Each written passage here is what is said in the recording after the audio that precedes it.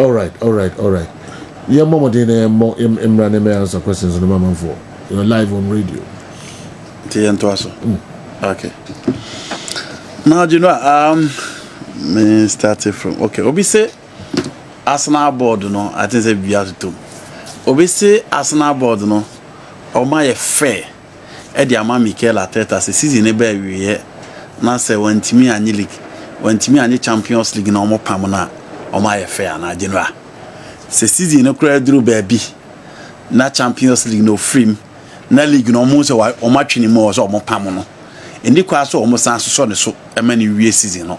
Because adie bia ohia a beboa no ama wa performing e wo season mu bia se de omo de ama no.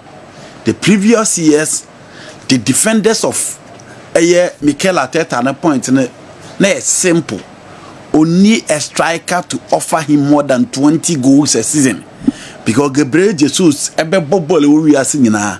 Why are there pa 10, 11, 12? Kai Havertz a typical number 9. Including the coach now, I'm 10, 11, 12.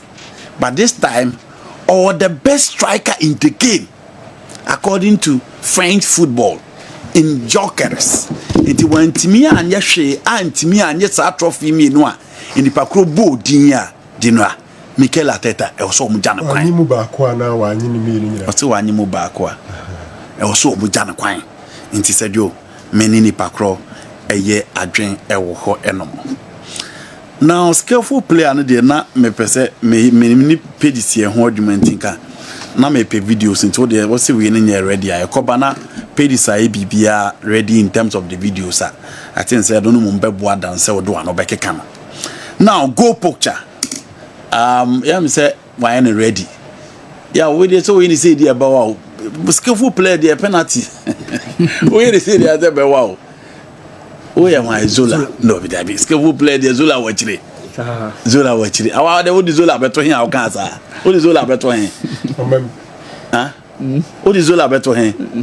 And I no. Okay, on count. Me skillful players, and I'll pay to who.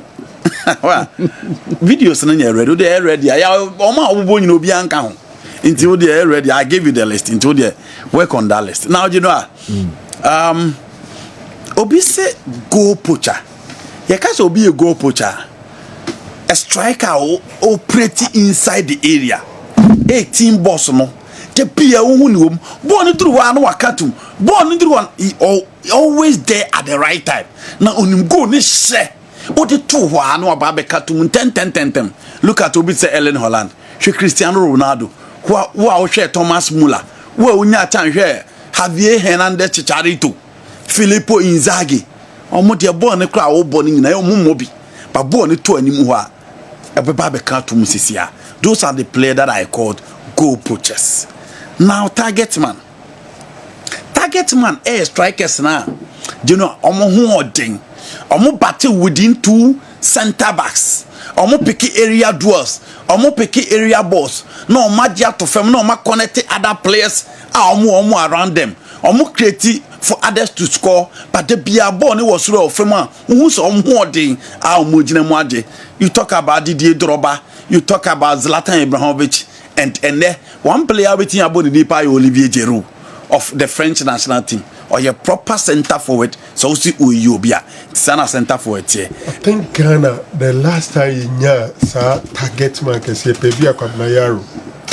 Wait for Kwabnayaro as one of them. Yes, even though no was out fully deep and yes. But Seydou Bansi. Yeah. Bono upeso ye long ball. I wanna now target no abodi amano no beji ball no kofu jina no so. But at least to be to my pima to ye and no be jina so na obeji amobi. Yeah, mostly omunshe goals do to say go poachers no. Obedo usu. Obedi could be. Yes. Okay, inti sana you know no so. Eti boss to boss. You can't say midfielder be a boss to boss. You know, or your midfielder. The first position in front of Onoane boss. The last position here, the opponent boss. Or the boss na that park and so no 18 boss no. Sa space na that 18 boss no me no any more park no so na ho no ye adwuma. into okwaka box we no aba box we eno ne adwuma oye o park ne so mostly tie number 8 players pa 64 ni bitimi ye but mostly tie number 8 player the central midfielders and then wuto obo yes adwuma Ferdi Valverde Jude Bellingham Pedri boss similar role eno bi na 19 abo edema team by friend Paris Saint-Germain. In recent time, it is the recent role of Bruno Fernandes of a team. Your friend Manchester United. This is and you're from boss to boss. It's I kind of say they influence the game in both boxes. Or we influence the game in both boxes. A band box more or be defend the abua. And an opponent in the box no best honum abuama ya create chance.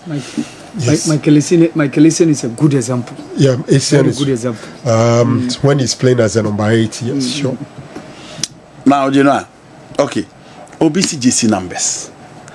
Sergio, JC numbers, dear, started way back in 1911. Now, started from Australia. And I said, Joe, omudi JC numbers, chassis. Na JC numbers the entire omuye JC numbers near said they be a best distinguished players.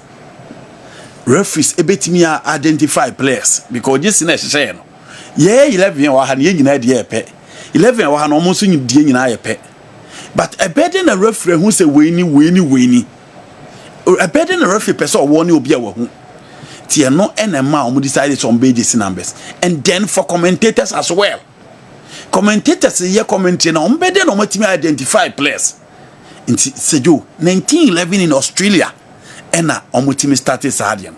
In 1914 and our North Wales omoye the mandatory say team bi obi also the JC number go and JC achi.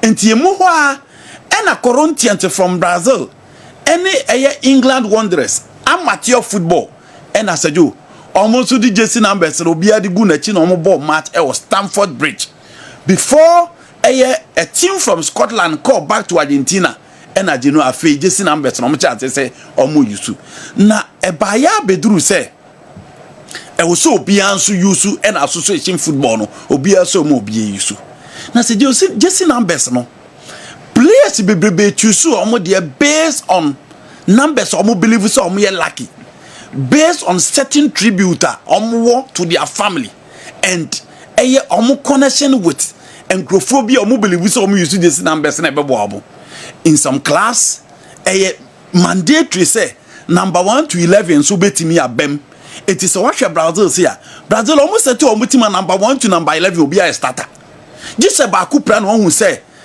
obi oye 12 13 14 o macheche center backs ba ko she 3 ba ko she 4 unhu so ma sesane da na the obo 5 no the obo 6 na she 5 JC the obo 8 na she 8 sa na o ma ye na de ba bisi ne na enu omu na osa ko other class enso a say you omo iconic JC numbers and sa JC numbers re JC numbers a omo players omo dia bebo bra wo team nim no energy no omo de show mani monam ebi mo retire no ebi mo de ma players mo de share mo de performing into uko AC Milan unhu se obi she 3 JC ho uko Inter Milan unhu se obi she 4 JC ho AC Milan because of Paolo Maldini oba Inter Milan it is because of Javier Zanetti uko Stadio Diego Armando Maradona unhu se obi she 10 it is because of Diego Armando Maradona in the clubs all over ewobi now uko Manchester United omo the number 7 JC ni ma player ni mu odu omo player onimbo player obetimi influence player or what the charisma to lead on the field of play no be changing everything and omodema Chelsea will talk about their number 8 Arsenal will talk about their number 14 Real Madrid the number 7 JC Barcelona the number 10 JC inti sana tete and omo pick the Brazil model of football Ghana Nigeria sajo omo nyina number 10 Ghana you the 10 JC show bia hu se nipa no born a year born koduna no obi akoma to dem go to Brazil go to South America typically who so obi she 10 days here until you can go through the history and check the players almost 10 days for Ghana players almost 10 days for Nigeria players almost 10 days for Argentina players almost 10 days for Brazil players almost 10 days for the French national team and I say Joe ni nyina etie na ofre ho ano aba players na JC numbers ebi mu choose because of their date of birth. Inti na ye ka about Ronaldinho. Sejo Ochusu jersey number in AC Milan because of his date of birth and or the Ochusu here. The same thing applies to Robinho. Now for bit is a Bruno Guamerasa. Say Joe, the jersey number 39 on your screen no. The jersey number 39. Ubusana said the entire jersey number from Atletico Paranaense at the Babesi Olympic Lyonnais and then now Newcastle United. New reason here simple. Nane papa a taxi driver Rio de Janeiro. Nane papa taxi driver and nan just taxi no a number 39. Sas taxi na ne papa no. And no say Joe or the share the families and from Atletico Paranaense to France. Obabe PMO England or captain for Newcastle United. And in the number 39 days no. Or share because of a ye ne papa taxi na uchino and untina ose. Now for be say look at Modric. Modric babe bobo bi abo so yin the same pad no. Na se jo wa fear no. Why? Because Modric same pad no. Na busuafo anasa ne family. Ne nuclear family ni go ho. Nti ne do a odo mo no. And untina da bia ofe ho ansa na odi abo. Nti se jo jersey numbers na de sa na obi busa situation and so esi ete e wo ho no. Now, Obibusa, the highest paid players in England and then Spain. So, ba Spain na, so do Robert Lewandowski, Kylian Mbappe na Jessica Kessben pa, 600,000 euros a week, 7 days bia, and Jessica Kessben, Kylian Edge, and you talk about Lewandowski with 420, na ono Abba, and then David Alaba, Vinny Jr., Jean Oblak, Frankie Dion, Jude Bellingham, Nico Williams, Rafinha, Lamine Yamal. Almost at the highest paid in terms of the top 10. Over England, Ellen Holland, or just £525,000 a week. Mo Salah, Virgil van Dijk, Casemiro, Raheem Sterling, Bernardo Silva, Bruno Fernandes. You talk about Omar Mamouche, Kai Havertz, and then Alexander Isak. Isak now already or just £280,000 a week into Sana Seju, Nedia non so ete ewo ho enomo. Now Obi Busa said Benzema, Torres, Suarez, Eto, Menshesha Omo, Eto as my number 1, Suarez as my number 2, Benzema as number 3, Fernando Torres as my number 4. Barcelona and Real Madrid in the 90s to 2000. Let's just say between the range of 10 years, no. Why na eje trophy dodo pa. Now, so far bad with that, Sergio, within that space, Omoje La Liga titles 2. Enti Madrid, here Omo Copa del Rey 1. Omo Ntimi anye Champions League, apart from Omoje Champions League in 1997, and Omo Sabeje, the next one in 2000. Fernando Morientes mo di Omo share, 3-0 no against Air Valencia. So, Enti 2 La Liga titles, 1 Copa del Rey, 2 UEFA Champions League. And Alpha FC Barcelona and so I you know. Omoje Champions League bako ena omulusu bako of final and so Athens Olympics in Greece 4-0 na AC Milan de show no 6 La Liga titles 2 Copa del Rey and so omutimiji abasajo Champions League ni de muodu into obiti Champions League mienu kwa within that range e mani muyedu and so etimi eche and so ewo hodom. Now obi say the Arsenal Invincibles, the Pep Guardiola team and then Real Madrid treble team no dear hin and no worship. I said you say cut team play, excitement, entertainment, enjoy footballer. It is the Pep team. But so okay Madrid team now said you in recent times Champions League cross beje. Now was say defending thing. 84 Zidane to win the Champions League 3 times. Said you obviously or better Pubibia. In terms of the play, here the number of times Najavi Mutim need Timmy Barcelona, Timmy Madrid pa. But said you for Champions League 3 times a year. Because Barca echo off after winning the one against Sampdoria in 92 at Wembley. Barca baya said you just say 2006 no Mutimi Abedi of France. It took almost 14 years. And after 2015, 10 years now, Barca and Team Nibi to win the Champions League on 3 occasions consecutively. No, and my the team no standing tall, and the Invincibles, no Premier League, and almost show almost class, almost the Barbary, no, and almost bet Pim or Champions League final against Barcelona, Barca show in Tibeco for the Madrid team because of the 3 Champions League now. Sergio Omutimi Ejian. Now the combined 11. Obviously, Meko for Kellon of us in post. Now I call for Daniel Alves on the right, Meko for Marcelo on the left, Ramos, Carlos Puyol as my centre backs, Javi, Modric, Iniesta, and then Marcos, Ronaldo, Samuel Eto'o, Lionel Messi as my combined 11. You know, Chelsea thinking of sacking Maresca. So do one of the newspapers Spain, and then I'm report to you say Chelsea players they be happy with Enzo Maresca, specifically Kopama. Iti Kopama suggested to board no so when open in kwa nonko. Ni nyina say Kopama say park no so baby a coach in the tono. Emma unya the best in freedom other players and so complaining.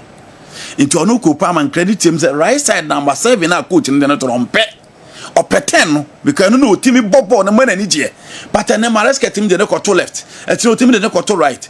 On 4 players emo positions or mo pe mo team express or and only the big player within the setup about Ababeka. Obia the exception who are untimi anchor. It's ono they suggested to the team they say coach them more emma omuntimi express omu ye inti bed dia omunya coach ne ekwan eno ne nkra free e ho babat board ne say there be young players or matter their coach and he's doing well until they will stick to him and they hope say Enzo Maresca ebe make amends going forward ama bibia nso atimi akosi and no any nsema e free Enzo Maresca so ye agino e de eba me de me foreigners in so obekwa ba na ma be lukana okay the menko Dr. Franco ho kakra bi na ono so enye foreign no na fe monka local stories no emmom na ohine ba yebo a message na mi free one tentem